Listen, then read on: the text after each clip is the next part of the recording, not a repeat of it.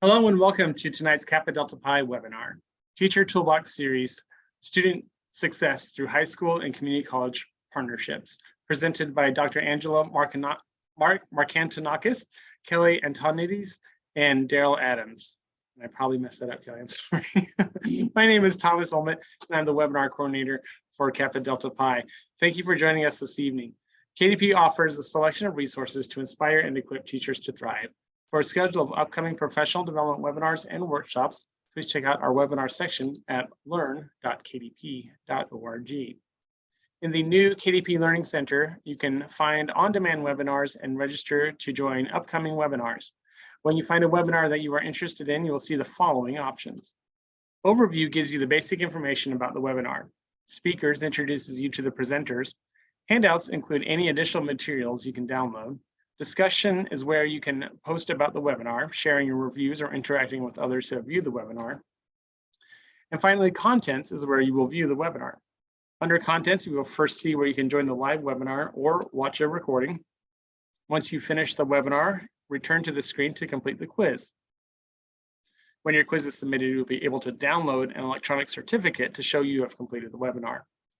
Please note that tonight's session will be recorded and added to the webinars library at learn.kdp.org in a few days. During tonight's live webinar, we have muted the microphone for all attendees, but we want your feedback and participation during tonight's presentation. So if you have a question or comment, please submit it through the chat area or the question and answer submission area.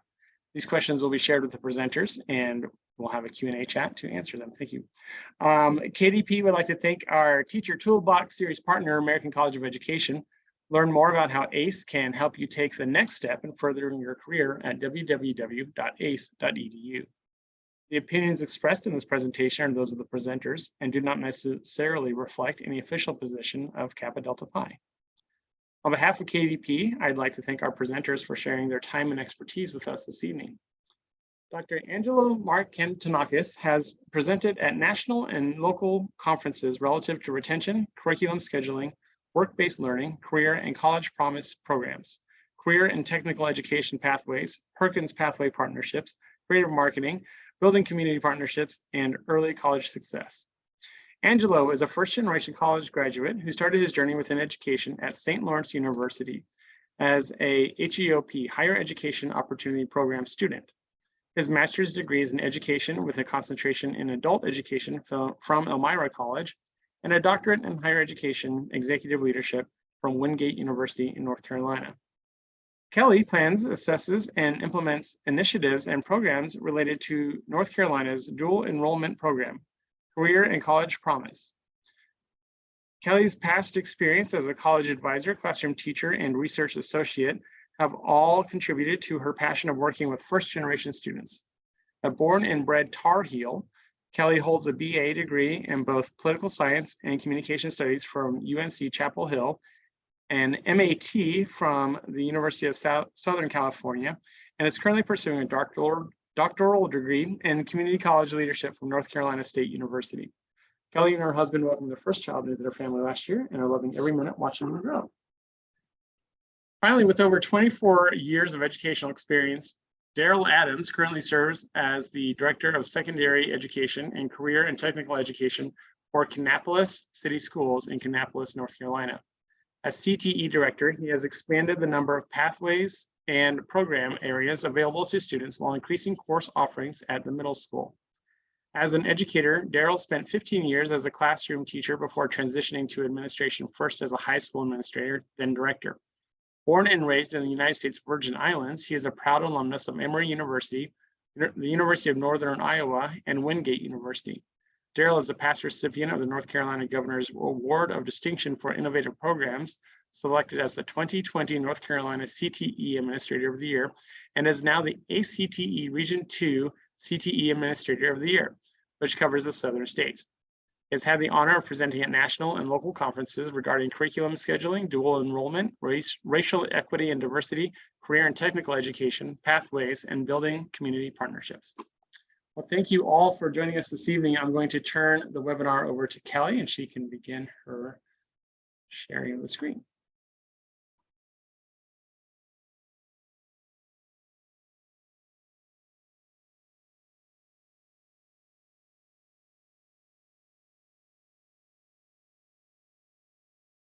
All right. So I think we should be all set. Thank you, Thomas, for the introduction and some great information. We're going to get started here. Our presentation is entitled Student Success Through High School and Community College Partnerships. So we hope that as we go, as Thomas said, please use the chat and the Q&A. It will be monitored throughout. So if you have any questions while we're presenting, please feel free to pop them in and we'll be happy to answer those as we go along. So we'll go ahead and we will get started.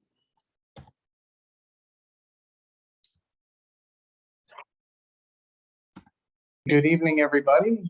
Angelo Mark-Antonakis here. Why are we here as a collective?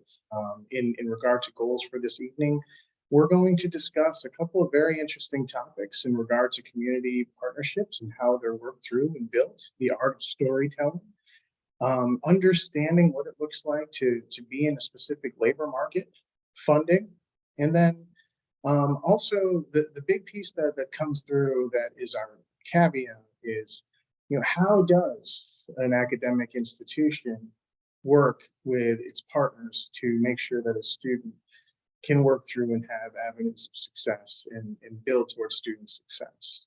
Overall, the overarching goal is to start with a beginning and a kernel, a seed that's planted, and really talk about how that looks when it comes to fruition. The first thing we're going to do is an icebreaker where Kelly is going to cue us up. We are going to do a word cloud activity with participants that are here hanging out with us tonight. First thing I want you to think about and add to the chat box once Kelly provides the link.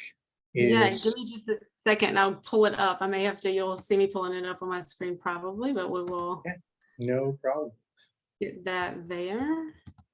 And while Kelly's in the process here, I want you guys to tell me and type into the chat box keywords that come to mind when you think of partnerships. What are some keywords? Trust.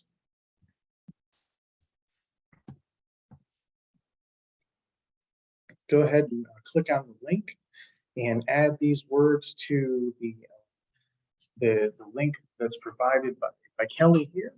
So we have the ones that I do see that are coming through, that are popping through, are trust and courage, building.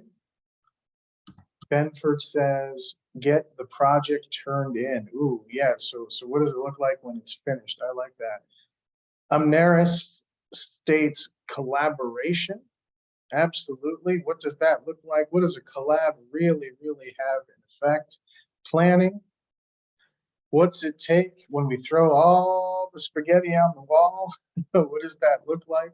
Daryl and I are living proof of that. You'll see some scissors later on as we're ribbon cutting. We'll talk about partnerships and what collaboration and trust look like. Absolutely.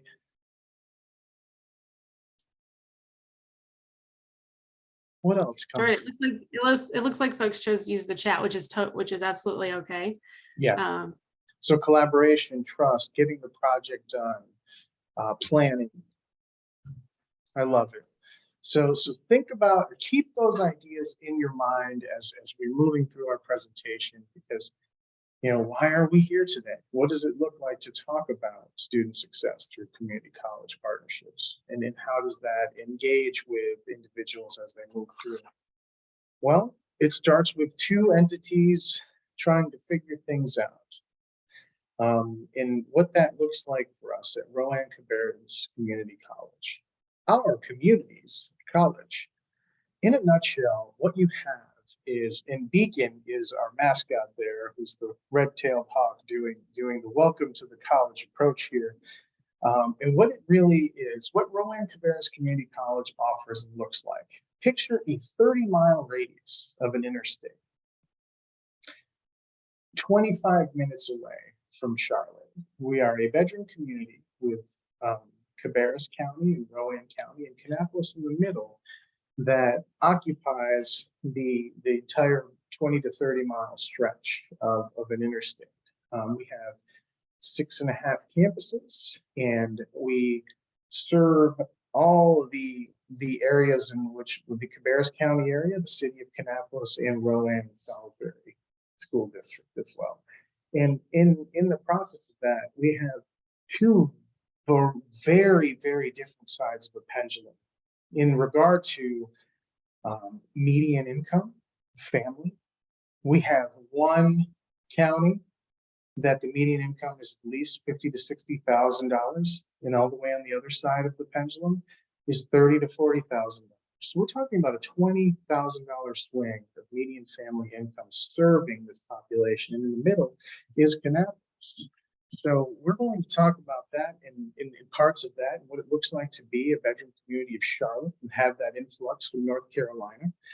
And the college holds is just under 7,000 curriculum students that we are working with. And roughly we're hovering around with 32% being dual enrollment population students. So this is a very strong avenue and area for the college that we work in regard to a service community, as well as understanding what that wide lens looks like for what we're dealing with. I would like to give the floor to Daryl to discuss a little bit about Kannapolis City Schools, who's in the middle of those counties, and what that looks like for us. Well, good evening, everyone. And one of the things I love doing is talking about Kannapolis City Schools. As Dr. M pointed out, we are a bedroom community of Charlotte. We basically sit about 20 minutes outside north of Charlotte, take I-85. 20 minutes, you expect that in downtown Kannapolis. Just found out that Kannapolis was rated one of the 25 best cities nationwide to relocate and start a business. So we're seeing a lot of industries coming in, but it doesn't always reflect the challenges that we face in our city schools. What's different from us is that we are a city school system, so we serve a certain population of students. Most of our school systems to be county-based. There are 100 counties in North Carolina and 115 school systems. So we're one of the smallest ones. We're about 5,440 students. And what is interesting is that we don't match the demographics of the people around us. We also a school system that sits in 2 counties. So about 75% of our students reside in Cabarrus County, another 25% reside in Rowan County. And our population does not mirror those ones we serve, doesn't mirror the community which they live. These are updated numbers, and we have seen it change within the past 6 years, 7 years. The numbers have literally flipped. Today, we are 38% Hispanic, our student population. We're about 26.4% Black and 26.3% white. Compare that to the city of Kannapolis, which kind of serves where most of our kids live. It is now 60% white, 21% Black, and 14% Hispanic. So we see a difference. And when we start talking about the jobs that's coming in, the relocation of Eli Lilly, which is bringing about close to 4,000 jobs to the area. We talk about West Rock Coffee bringing in, which is one of our largest employers. We have to make sure that our kids have opportunities to these jobs as well, that they're equipped and they're ready to be employed. So we realized that there were some challenges. Our students weren't really connected to the businesses that's moving in, especially with the massive population change we've seen recently. In our school system, we started looking at what is equity. So we did a lot of equity work within our school system. We model our approach from author known as Loretta Hammond. Some of y'all may be familiar with her work. It's called Culturally Responsive Teaching in the Brain. So we really got our teachers talking about equity in the classroom. But then we realized sometimes equity probably doesn't exist in areas outside of the classroom. How do we get our kids connected to other things? The key one for us was, how do we get them involved in what is known as dual enrollment? How do we get them involved in what we call career college promise?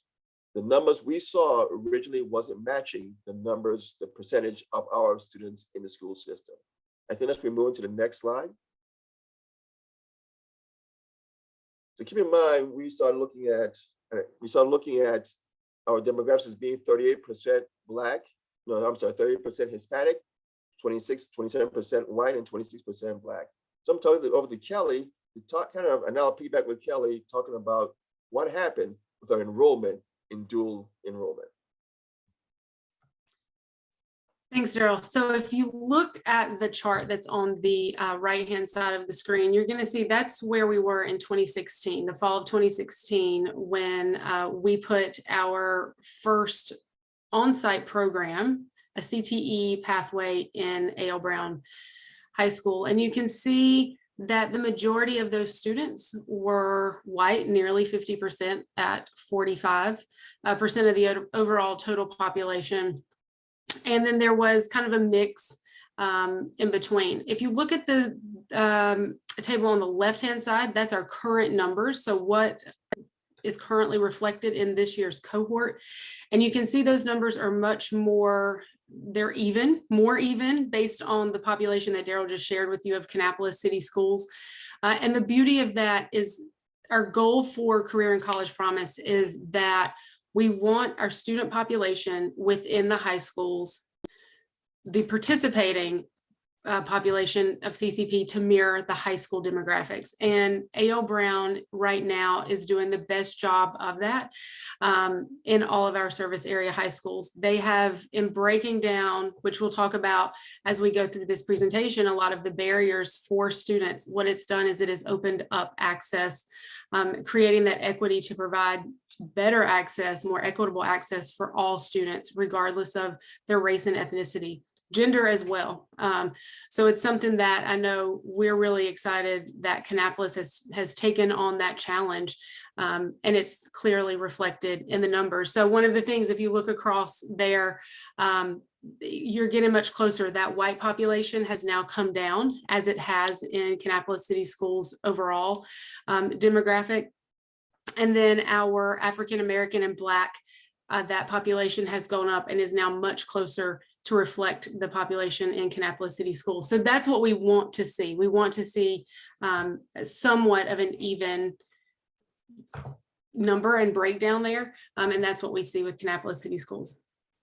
Kelly, I also want to point out, I think it's important for me to also stress that our goal wasn't to reduce the number of students participating in Career College Promise. It wasn't necessary to reduce the number of white students who were taking classes for college credit. The goal was to give exposure and access to other groups of people. So the reason why the percentage is dropping is that we're not losing white students. We have more Hispanics and more African Americans taking classes at a community college. And that's something that we were very specific on. It's something that we really targeted to make sure that we provide opportunities and information to select groups of people who are oftentimes not included in those conversations. And Daryl, this is somewhat recent data that's come out of North Carolina this year, but what we see is in schools like A.L. Brown High School, where we have these programs, is that in majority minority schools, there are lesser students participating in dual enrollment. And A.L. Brown is doing the opposite of that. They are steadily increasing their numbers, being a majority minority high school of students that participate in CCP. So through the work, the equity work that Kannapolis City Schools is doing, they're really defying the odds in what we're seeing across the state, which is a good thing.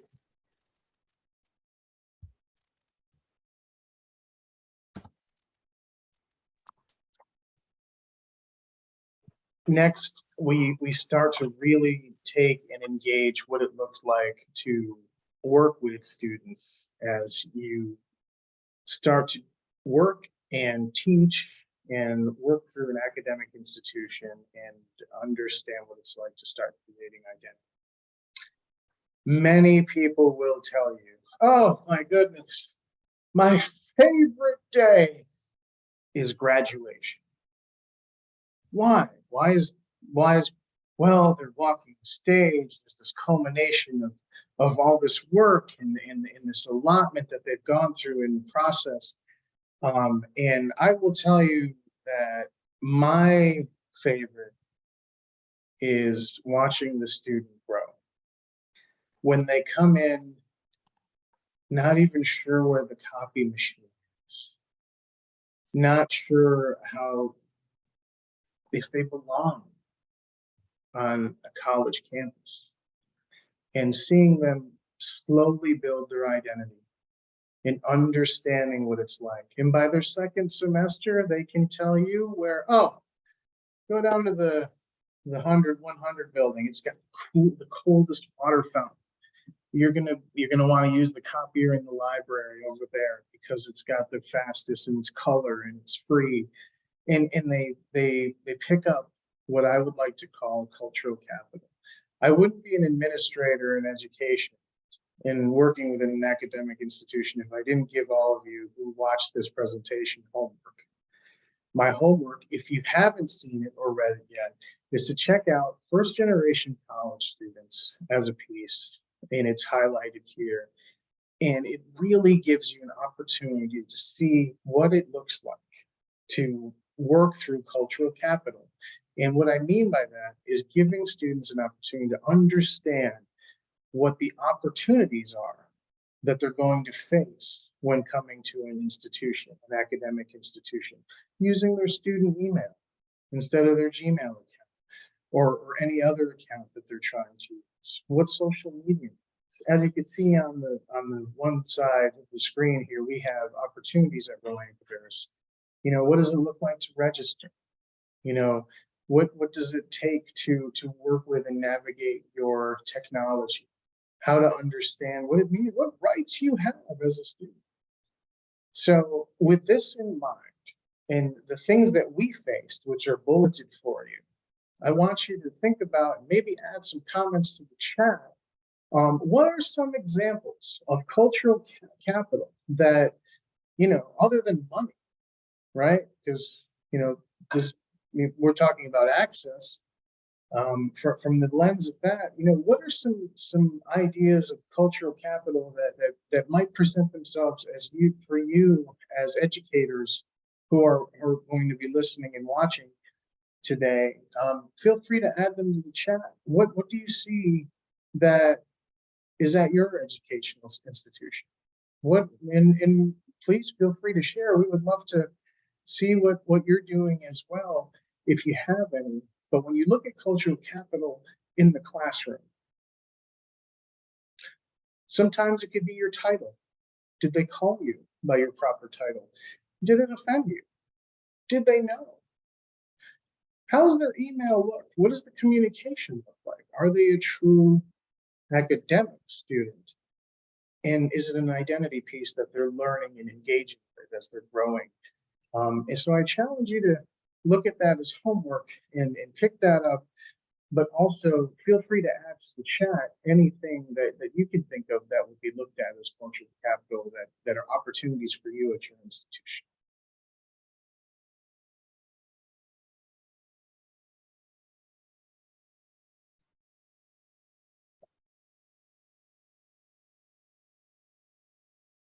Well, it doesn't look like we got any chat takers coming.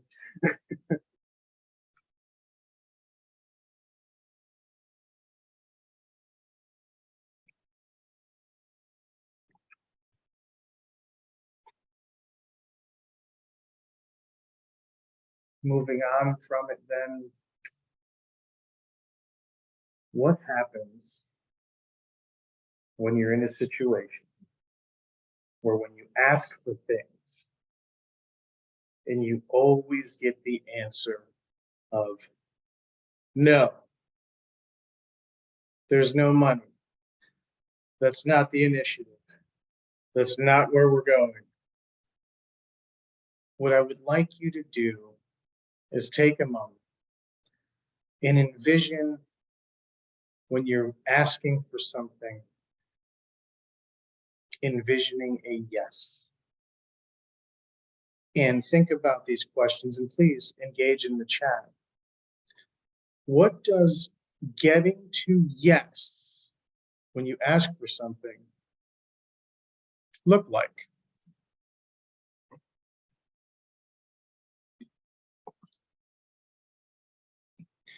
No, Olivia, I don't see them in the chat. But you could probably put them in this Q&A. We can work through them. Yeah, we do have one question, Angelo, and I'll let you finish, but when we Sure. wrap this in the Q&A. Okay. So what I would like for us to just add to the chat, anything that comes to mind. What does getting to yes? If you get a yes answer, what does it look like? Hypothetically, pie in the sky. What does a yes look like? What does a yes sound like? Thomas says, everyone on the same page. Yes. We all know that there's a clear vision. We all know, ooh, Jack hits it hard with hope. So for the first time, instead of a no, you get, okay, yeah. What does it sound like? So it looks like hope. It feels like everyone's on, it looks like everyone's on the page, same page. What does it feel like? Amneris says happiness. Yeah, it feels happy. It feels magnificent. I can't begin to tell you what it's like, how empowering it can be to be put in an engagement situation where you're told, you know what, I trust this idea. I trust this concept. I trust what you guys are doing as a collective.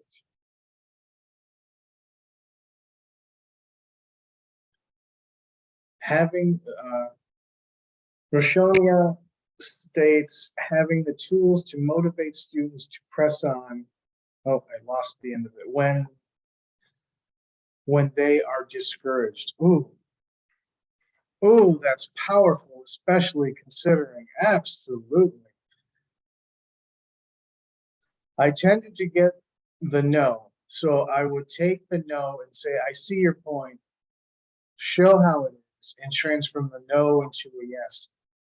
Benford, that is powerful. That's almost trickeration, the mind game that comes with that.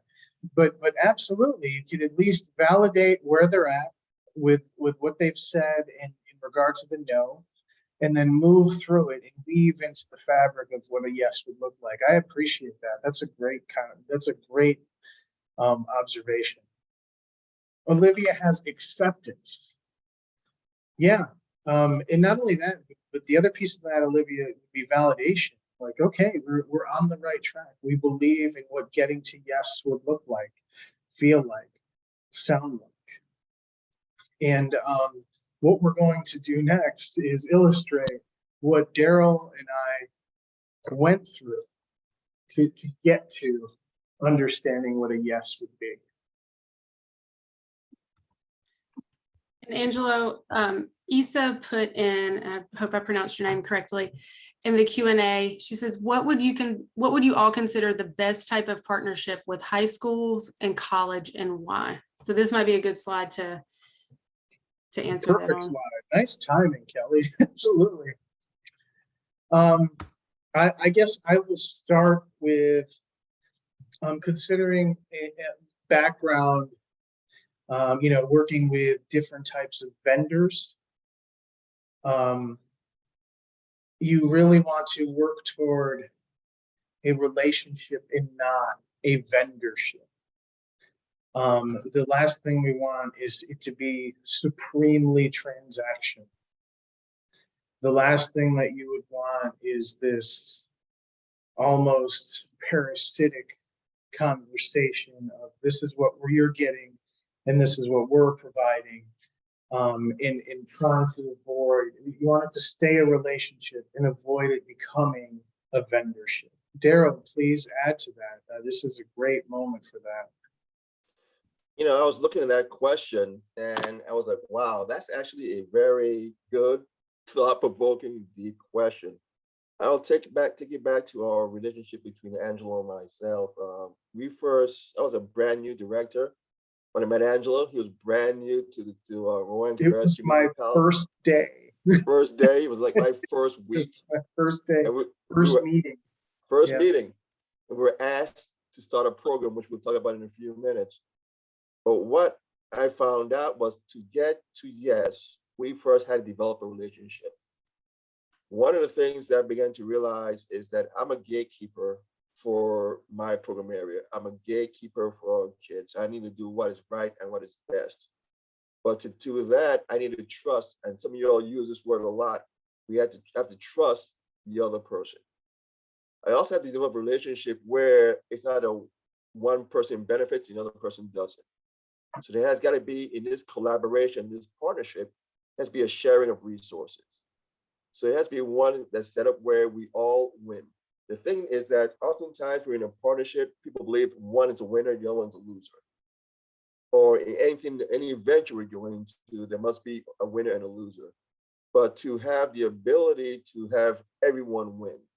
So as we were thinking about this partnership, we had to figure out what's it going to look like. So Rowan-Cabarrus Community College benefits from this partnership, and Kannapolis City Schools benefits from this partnership. And the best example we have is the welding program that we created, as it was based upon Angela and myself getting to know each other and developing a trust relationship, an open, honest dialogue sometimes, and having sometimes some very hard conversations, but knowing that I can trust Angela, that we can end up in a position where everyone benefits and the students become successful. Hope that answers the question. Yeah, I would, the only other thing I would add to that is we were both brand new to our positions, in the sense that we had things that we understood about education, and we understood about our divisions and areas within education. But then we had other avenues to look at from the partnership perspective, such as the resources. Who's gonna say yes? Space. Where are we going to put this? What does this look like? The big one that comes into play for us also is accreditation. Being a SAC-COC affiliated accredited academic institution, and what are the rules? How do we do this within the rules and guidelines that we have and that we're provided with? And how do we do it in a very quick, clear, and concise manner that works towards timelines, works towards goals, identifies people with strengths. And what that culminated is a very giant pair of scissors that we are both holding. But it took a lot of trust, perseverance, times where we had to circle the wagons together and go, okay, well, who else can we bring to the table? What other strengths can we have that can be affiliated with what we're trying to do in selection? And last thing I would add, one of the biggest things was bringing our leaders along, making sure that we have buy-in from the top down. For this partnership to really work, my superintendent had to be engaged and involved. And that meant having meetings with him, sitting down and having some interesting kind of conversations, and telling him the importance of this so that it now becomes part of our culture. So Rowan-Cabarrus Community College is now part of Kannapolis City Schools culture. Everyone knows about this relationship, everyone knows about this partnership, and everyone is vested in this partnership. So when I leave, when I decided to retire and move to Costa Rica as an expat, living on the beach, it will continue on beyond me. A long time from now, right? 2 years. If I was looking for a job as a career as CTE director, call me. I need my replacement. But it is something that will live beyond me because it's now part of the culture of Kannapolis City Schools. So I really do hope I answered your question.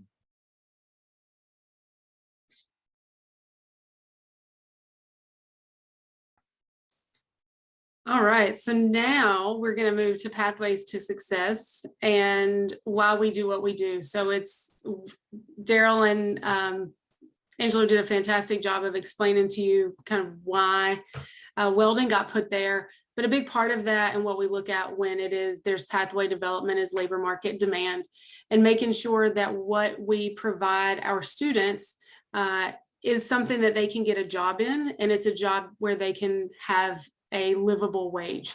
That's really important to us. And so that's one of the first things that we look at when our partnerships, one or the other entity, whether it's the high school, the districts, or whether it's us as a college, is saying, let's look at the data and what we have and what we can offer and what would be best for our students. We mentioned at the very beginning talking about articulation, and this is something that we're not only working with at a local level and establishing local articulation, but our state, North Carolina, is also revamping. We have a state agreement that includes high school to community college articulation. So it's something that we talk about a lot in the field of CTE, both at the secondary and post-secondary levels. What we have done recently, and we are finalizing it up, is local articulation with our mechatronics program. So think of some kind of robotics and advanced manufacturing. Darrell and Kannapolis City Schools, their students, they are working with mechatronics in the high school, at the high school level. And so they are earning the exact same certifications that our college students are earning. And it just makes sense that we have some local articulation there so that those students, if they choose to come to Rowan-Cabarrus, and we hope that they do choose to come to us, we incentivize that by providing local articulation. And if they are successful in the course, they are successful in earning certification in mechatronics, then they can articulate and have free coursework under their belt. And we have it worked out where students, if they earn everything possible that they can, have about a semester's worth of credit that we will articulate for free. So that's huge. We feel like that is a huge time saver for students to get into the workforce quicker, to start earning a wage for them and their family quicker. But we love that it hopefully incentivizes students to come to the community college to continue their education in that pathway that we know has a high workforce demand in our region. We have, when we look at that, kind of looking at the pathways that we offer for Kannapolis City Schools, we've had 2 on-site pathways. We have welding, currently have welding, and we had IT. We've kind of taken a step back from IT, reassessing it currently based on, we'll talk about it a little bit later. But that was important for us. Again, going back to the labor market demand that we had.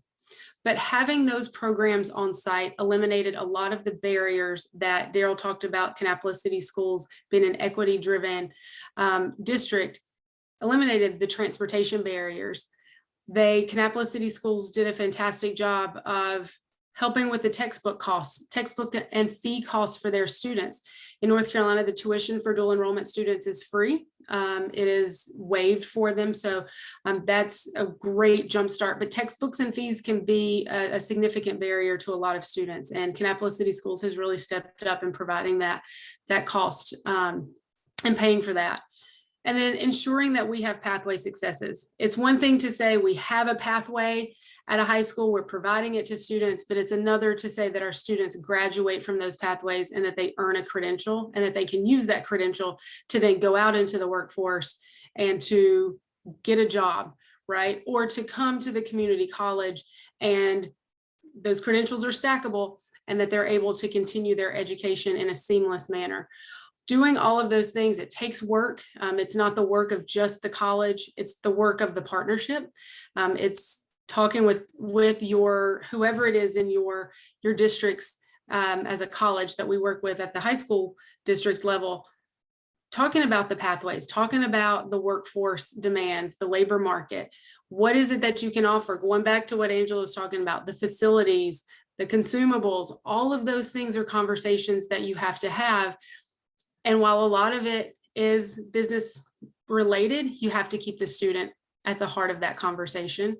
That's one of the most important things that you can do. And sometimes that can be difficult, but both entities really need to remember to keep that at the heart. Yeah, Kelly, Yes. there's also a question specific asking us dual enrollment, meaning 5-year programs and double major, is their question. So I kind of articulate on that a little bit so they understand. Sure. I'll explain how it works in North Carolina. So we are a state that our dual enrollment policy comes from this state level. So it is actually passed by our General Assembly. It's state law for us. As Dual enrollment is allowed for eligible juniors and seniors in high school. We have early colleges as well, but speaking to Kannapolis City Schools, programs like welding, like information technology, they can begin as juniors and seniors. They have 2 years or 6 semesters that they are able to take coursework. And so what those 6 semesters look like as a junior, it would be their fall, spring, and summer. And then their senior year, they also get a fall, spring, and the summer actually after their senior year. So 6 full semesters that they can take advantage of that. That coursework is during the fall and spring semesters built into their high school coursework. So we work very closely with the high schools to ensure that the scheduling is correct. And then in the summers, obviously, the schedule is much tighter. It's a smaller schedule for us. Students have some additional responsibilities in terms of costs and things like that with textbooks, but they do have that available to them as an option. Does that answer the question, I hope? It does. Okay. Okay, thank you very much. Perfect. We got double exclamation, so you nailed it. Yeah, we love tuition free in North Carolina. We're very Yeah. fortunate to have it. We know that. And then continuing with the pathways, I'll add here, and Daryl, please jump in.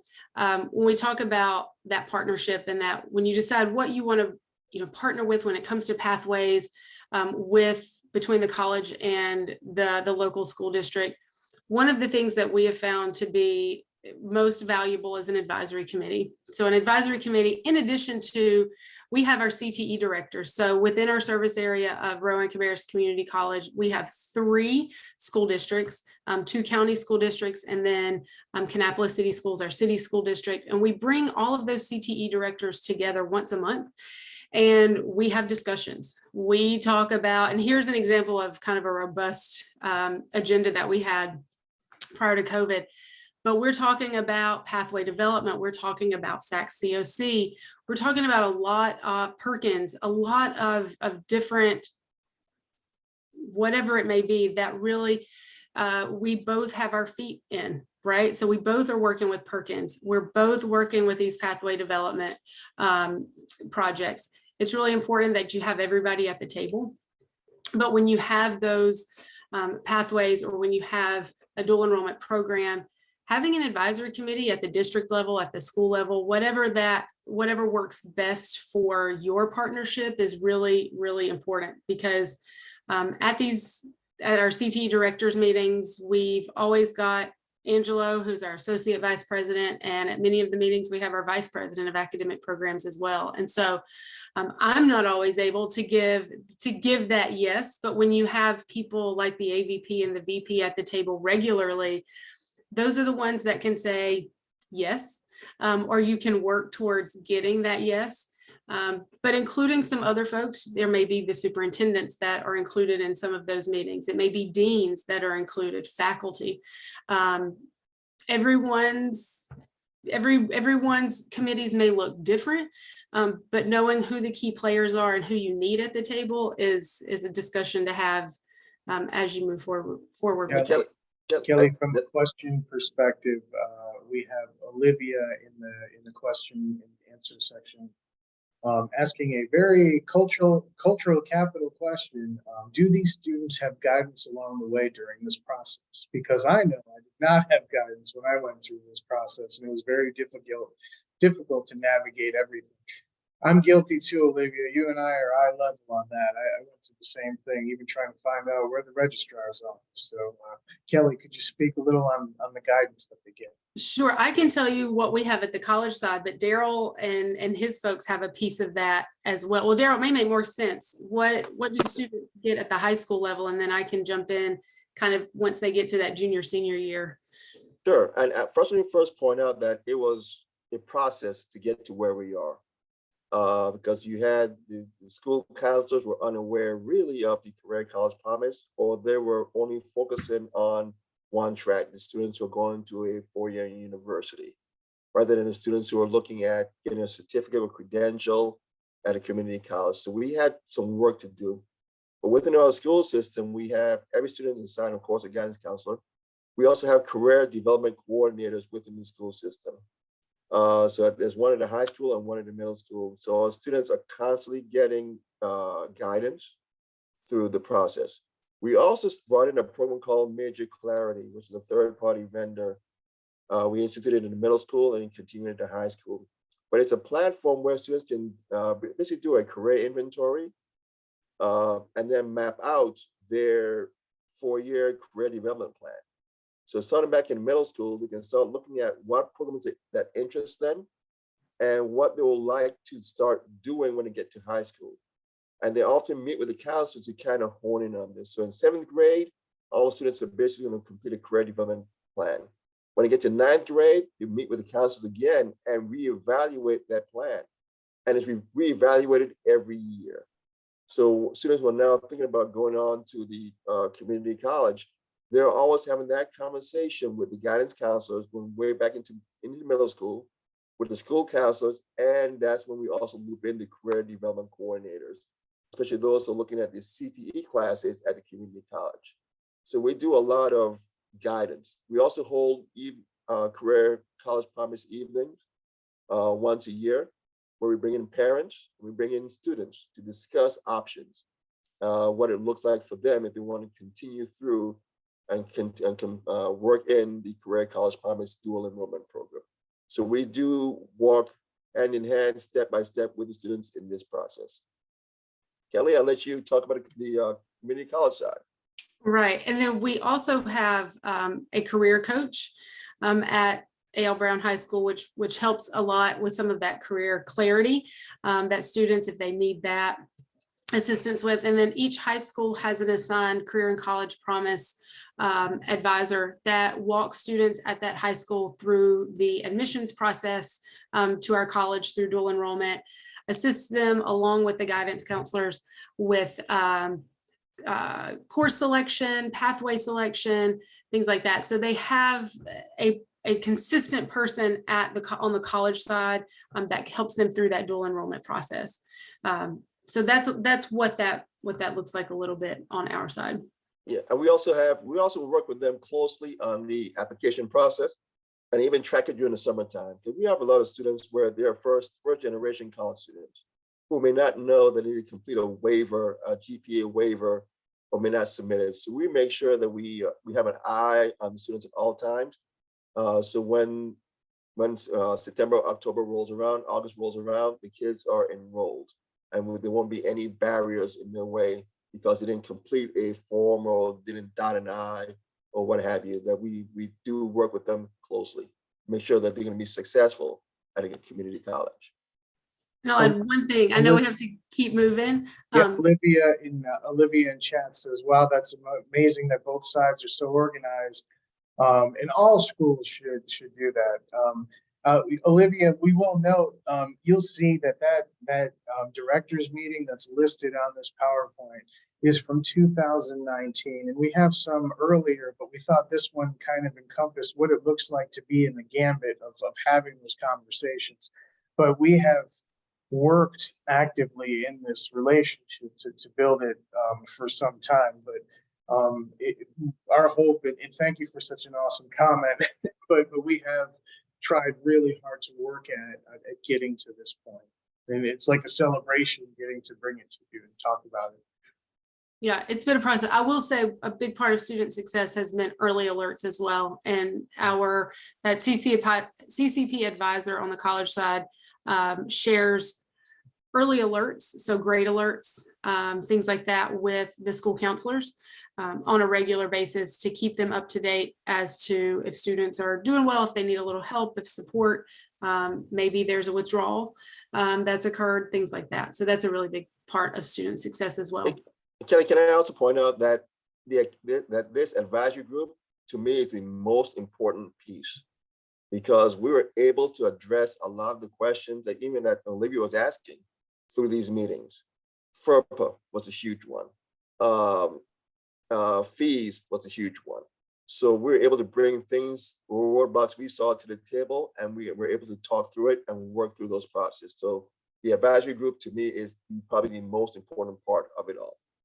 Yeah, and I think I went ahead and moved to this slide, Daryl, because I think a lot of those things that have been discussed through the advisory committees, they're in those you'll see we've had immense growth. You can see that here, really exponential growth going back to 2013 to this current fall of 2022. But with that growth comes growing pains. So it has not been easy to get where we are, and we still have things that we need to improve upon, and our student populations are ever changing. COVID has thrown another wrench into, the needs of our students and how we can kind of reassess our partnership and make sure that our students are getting everything that they need. But the advisory committees, I think, have done a fantastic job of addressing a lot of the student success questions and concerns that we've had. And we still are bringing some of these up in those meetings to make sure that we just have a pulse on what's going on with our student population. But you can see we're talking about growth. How can we better prepare students to enter college through orientation and Q&A sessions and things like that? Our monthly meetings are vital. We've talked a little bit about looking at the data and who's participating in CCP, and more importantly, who's not participating in CCP and dual enrollment, and what do we need to do to capture those students? Looking at our student demographics, those populations, and then looking in particularly CTE, who again is there and who's not there, and what do we need to do to really capture those folks that's not there, particularly in those maybe non-traditional fields for men or women. And then textbooks are always a big thing because they are not covered in our state. Some school districts like Kannapolis City Schools choose to cover those, but not all do. And so that's an ongoing conversation.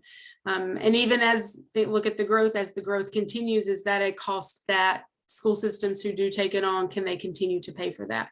So those are all types of conversations we have in those meetings. And then lessons learned. Yeah, I guess I'll lead off with this in regard to just the concept of what it's like to have to answer to a student with an unsuccessful attempt on their transcript and what that means.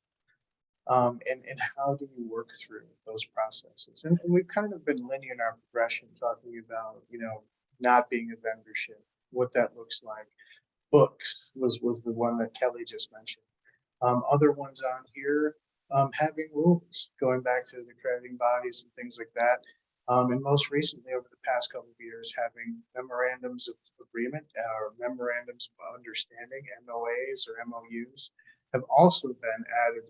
Lessons learned, but Kelly, who has worked closely with our advisors and our team, also has a very good list here to work through. Yes, so FERPA is, I think, when we get a group of folks who we talk about dual enrollment with, FERPA is always something, understanding how to communicate what FERPA is, what parents, the rights that parents have at the secondary level versus the post-secondary level, and waivers and that sort of thing. But that's a learning process for a lot of our families.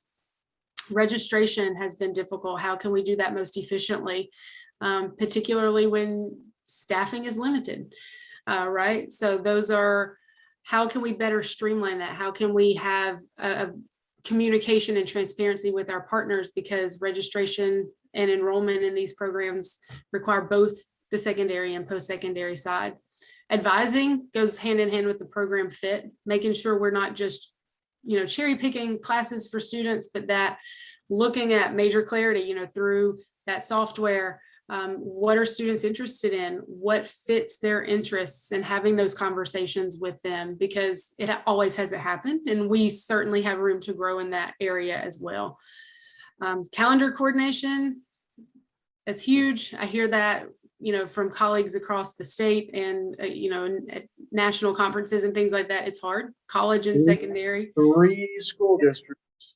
They don't match. They're Not getting all closer. the same bell times and matching times with the college at all. Yeah, so that's where having those, when I can text Daryl, is your calendar approved yet? Can do you have that? Or when he sends that, having the relationship with your districts, that partnership is key. And when you form that relationship, I know in conversation with Daryl and some of our other partners, they keep the college calendar on their mind. because you have that relationship and you've had these conversations. So they want to know, when do you guys start? You know, when are we starting? They're not going to match it up necessarily because of that, but it's a thought, right? We're trying to make as many alignments as possible. College fees, while in North Carolina we have tuition covered, fees or not, so that's certainly a barrier for students. And through our partnerships, how can we help address that for students? And then learning management systems. It's hard for students to learn Canvas or whatever, Moodle, whatever they may be using, while we at Rowan-Cabarrus are using Blackboard.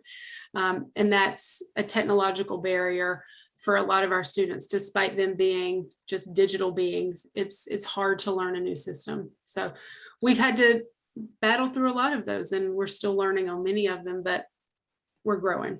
And I think making progress is the biggest part.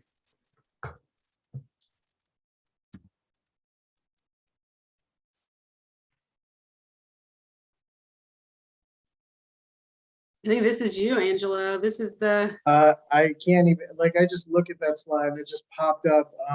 I remember taking this picture with the RCC welding and being at this event where we were just kind of saying, hi, check everything out. And if I could describe I hope Daryl takes some time, because it's a very prideful moment to talk about the transition and transformation of the Carver building and turning it into Wonder Welding.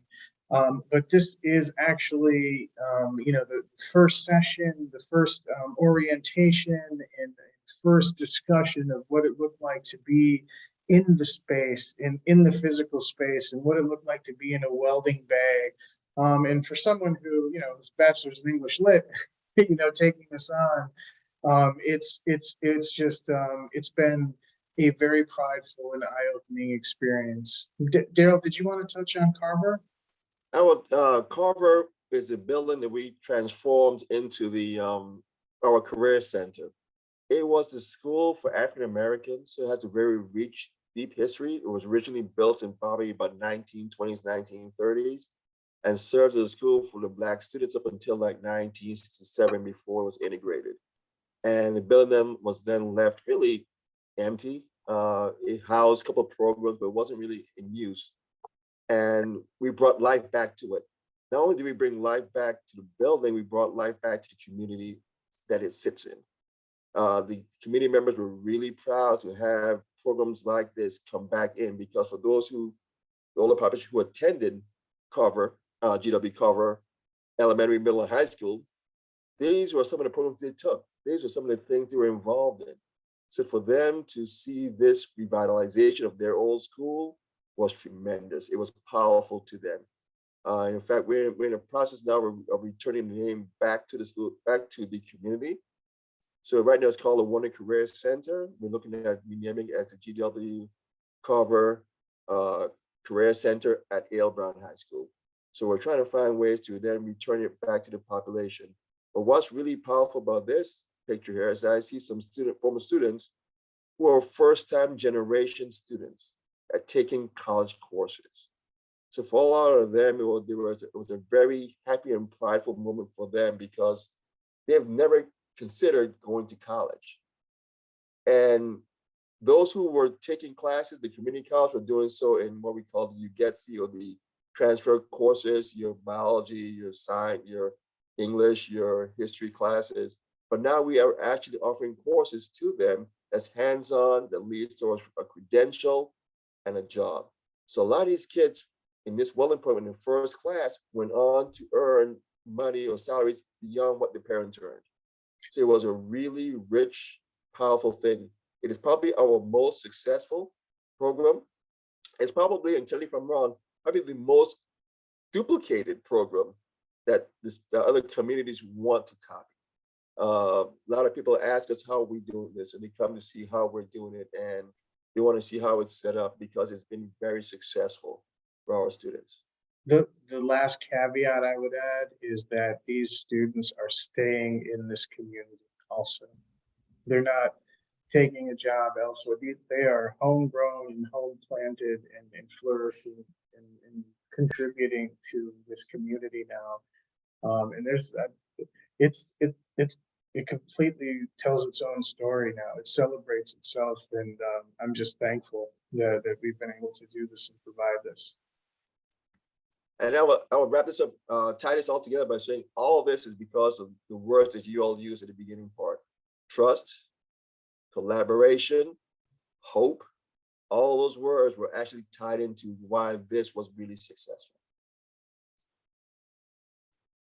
Lastly, thank you for trusting us with your time tonight and attending this session and looking at what student success and partnerships would look like. Thank you.